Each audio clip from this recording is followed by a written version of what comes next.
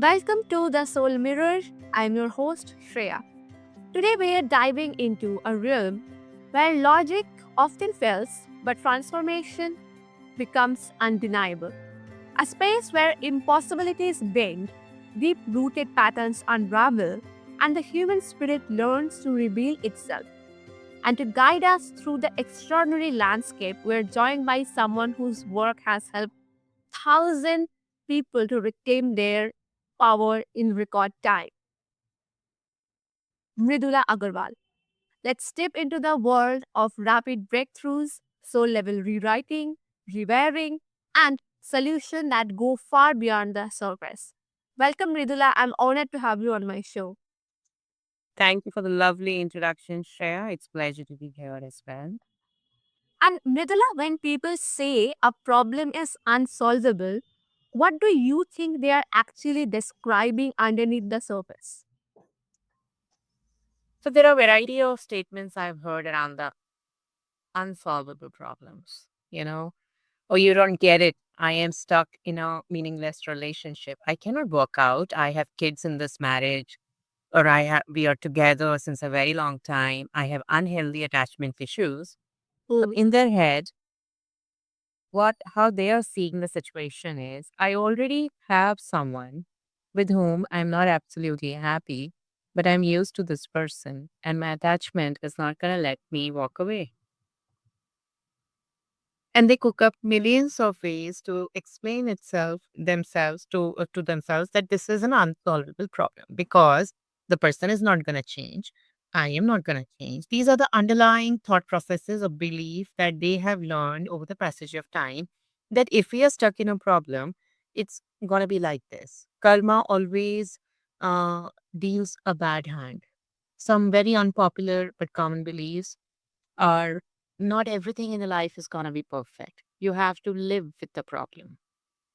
Now, in that moment, with these variety of self talk and conditioning and learning to adjust, every problem that they come across, they kind of label it as unsolvable because then it is easier and that allows them to be a victim and to show that they are just putting on a brave front, trying to deal with the problem as it is because they are powerless to make a change. So, when somebody describes that this problem is unsolvable, the first guess is they have not done anything, they have not done everything in their power to explore solutions, meaning they have put blinkers, which has blinded them in their vision, not allowing to fully see the situation, comprehend the situation, recognize all the areas wherein they can make changes and break out of the loop. So it is not that the problem is unsolvable. It is that people often get so much caught up in their own internal world that they forget to take a reality check and keep up with the times of what really is happening, what is relevant today. Is it really true that you are stuck, or it is that you have not tried hard enough or differently enough?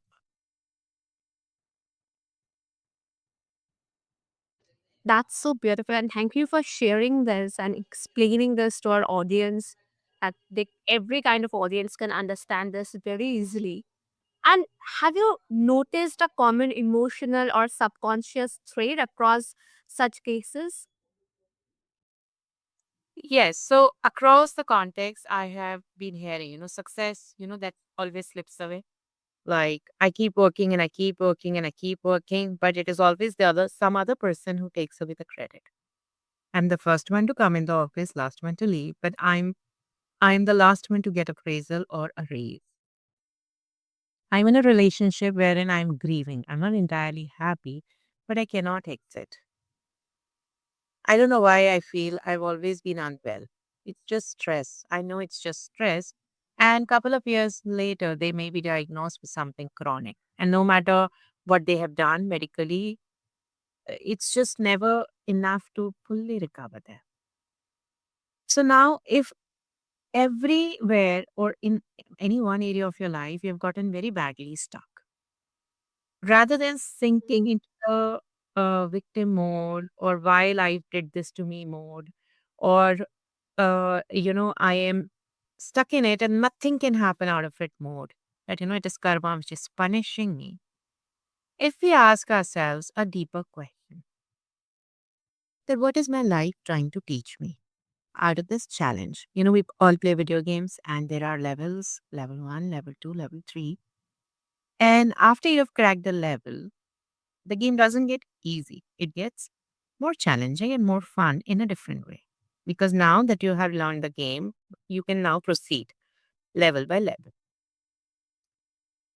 So, if you think of a problem as a level, like a gaming challenge, meaning there is a way out of it, which you have to figure out. Yeah. And then you delve into it from the frame that my life is a mirror.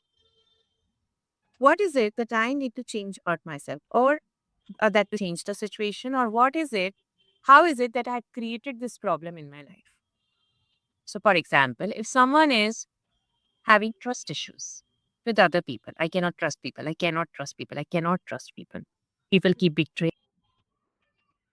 It's a mirror. It's like, are you trusting your own self? And that person quite always and often say, I have a very bad track record with people. I have made so many decisions in my life in which have, completely tanked, which have been wrong decision, that I have now begun to doubt my own self, whether I'm capable of making the right decisions. Now, if you look at it, they are both the statements, the problem that they're describing are the two sides of the same coin. Yes. They're not able to trust themselves. How will they trust others?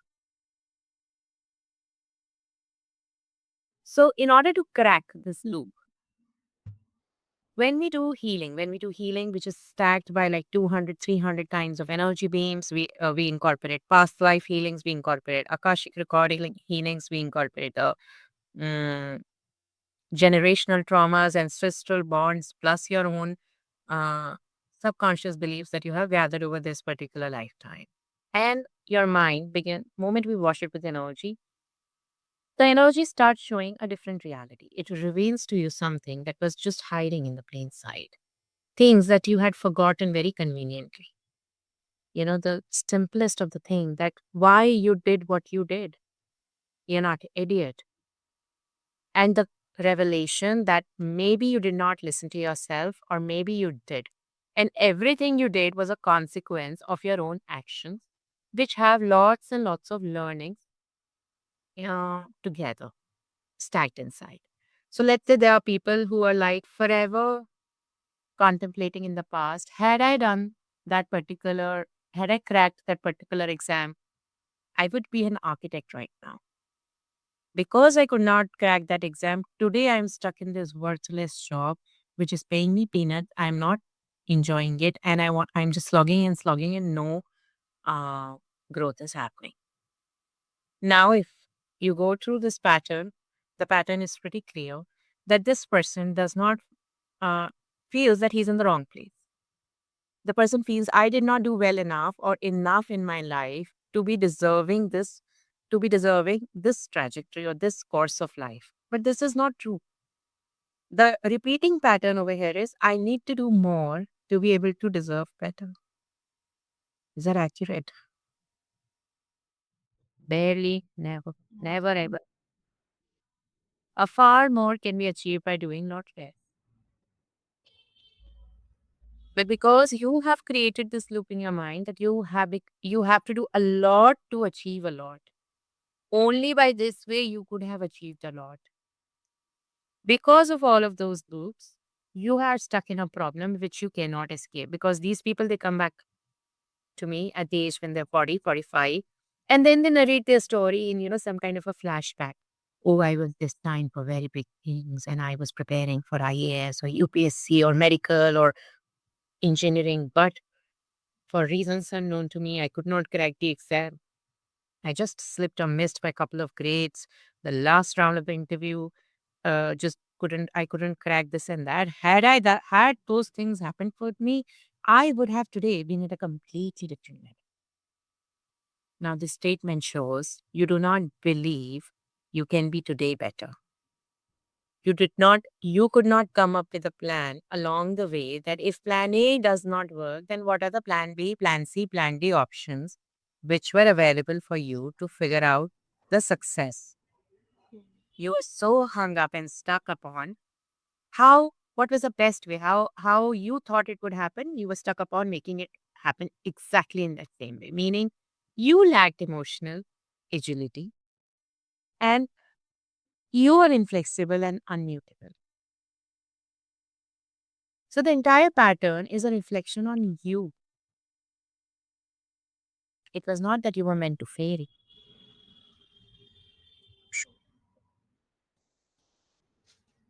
That's Yeah, that's absolutely true. And that's so fascinating because your perspective reveals that what looks like a dead end, it's often just a misread signal. And I'd love for listeners to realize how much possibility hides in the place they have already dismissed. And also, you speak about root cause transformation within 24 hours. How's such rapid shifts to happen when traditional methods often take years? So, see, the healing as I know it has many. So, see, you could be in a pattern because you absorbed some wrong information. So, for example, you may have listened to some motivational speech, and that motivational speech was all about never quit, never quit, never quit. Okay. And because you learned from all the motivational, speeches that you should not quit, you continue to be on the business or on the course of life, which was completely uh, mismatch for you because you thought I should not quit. Now, this is something that maybe is at a subconscious level, wherein from the outside world you have taken some conditioning in this lifetime, and that has thrown you off chart. So let's say there could be certain other situation when people are like, okay, fine, my career is not progressing in spite of me doing everything. Okay. I have shifted my careers. I've changed my lines of businesses or jobs. I have taken diverse subjects. I have done everything, but somehow nothing is clicking. And you speak to that person and you realize, okay, this person actually has the right programming. They have right thought patterns. They have all the capabilities and skills like knowledge. They're hardworking. They are very determined. They are not desperate, whatever. And then it forces you to think, oh my God, so what could be happening? And then if you delve into their maybe childhood or a deeper childhood, which created the character or the persona, which shaped them for this life, you may find some clue there, which means it is not at a subconscious layer, meaning it cannot be done by affirmations or coaching or, counseling. That the cause is much deeper. Those layers are not accessible by certain kind of tools. So, in order to deal with that, we give certain specific kind of Reiki energy to deal with the patterns. I would not call it as trauma, the patterns or the impressions that have gotten embedded into your system early in this childhood, early in this life childhood, which is now becoming a roadblock for your success. There could be a situation when someone from many previous lifetimes have been through something. It's like no matter what I do, I will always be a failure. And they're born as village idiots because that is what they have come to believe. And for them, the journey of this lifetime is to awaken and realize they are not idiots. Through many lifetimes, they may not have had been able to figure out something. That does not mean they still cannot. So that may require certain different kind of energy. When we work with the traditional systems of healing, counseling, coaching, affirmation, it's not that they are not working. It's just that they are working on one specific layer at one specific point of time, which is why quite often people get stuck. It's like, oh, I have already worked on my childhood trauma. I did a therapy for this. I spoke to my therapist about it and journaled about it, and I believe I have healed it. So, who told you that by talking alone it's going to get changed? That is not an appropriate modality to handle it. So when I say about 24 hours, what I mean is it's a full stack of energies which is going to go from the very first time your soul uh, soul was formed and all the lifetimes of journeys that you have traversed, plus the mm, ancestral imprints that you have gotten, plus the generational imprints you have gotten. Every era has got its own stories that people live by. For example, post independence, if you look at the India and the landscape of Indian people, these were the people who had barely, majority of the people had no ancestral savings or anything. That was, a very fresh, new India.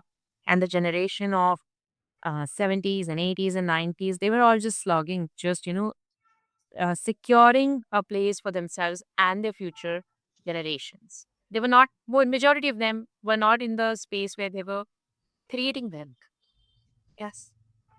Now, if you're born in that time versus a generation which is born in a prosperous time, a country or a phase or an era which is in a growth phase, the kind of beliefs or the kind of impressions you would create for yourself will be very different. So probably people in the earlier generation would feel life a struggle. If we will not work hard, we will not survive, which might be true for that particular time. However, people of this era may have a completely different frame of mind because this is a completely different generation. Now, in order to remove the imprints, not just the imprints from the mind, but even from the body. Yesterday itself, I was watching some content, and there was this conversation that uh, somebody from, I don't know, Harvard or someplace, they did some research, and in which they could prove by the four batches of mouse that how today's condition of diabetic, India being a diabetic country, has got nothing to do with the lifestyle or with the sweets or with the fried food we consume, but it has got everything to do with the famines which was created by the Britishers. Because that kind of scarcity triggered the body to store and store and store. And because they were so long, prolonged famines in, like, there were 25 to 26 times great famines happened during the British Raj. It is because of that today's generation is already prone to diabetic, and even if you eat well, sleep well, exercise well, even then you are still plagued by the same impression at the body level which was created 4 generations back. So if you want to, even if you're stuck in a health problem, so-called health problem, even then it has a root somewhere in your generation, in your blood, in your genetics. And if you will examine the genetics under the microscope, you will not see it. But the energy of scarcity has been passed down. The way your body has learned to behave has been passed down. The intensity of that emotion, if is not healed and not transformed into some other energy format, will already put you at risk to some predisposed conditions. So the whole thing is not, you did not just happen right now. This is not your first life. This is not the last life. Life is one continuum and everybody is connected with each other. The stories of other people impact us and our story is impacting the whole world still. If you want a collective, if you want a complete reset or a complete, I would say, ascension to your life, then you will have to work at multiple levels, not just at your psychology level, not just at your past life level. It is lot of layers in between. It's like how you cut a cake, a multi-layer cake, and you have to go from the top till the bottom in one go. Doing a healing work or a transformation which is complete and sustainable and never relapses and is also wholesome, that kind of cutting through all the layers is baked in into the process of the soul rebirth process, which I personally have created and blended. It is because of this process that we are able to do everything together in one go.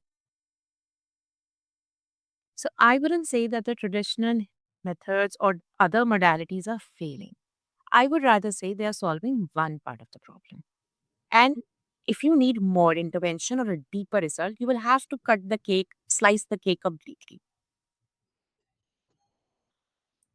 That's so true. That's really true. And that really reframes healing from something heavy and prolonged to something very precise, strategic, and deeply aligned. And also, we have presented everything and said everything in such a beautiful way that it would be really easy for my audience to understand.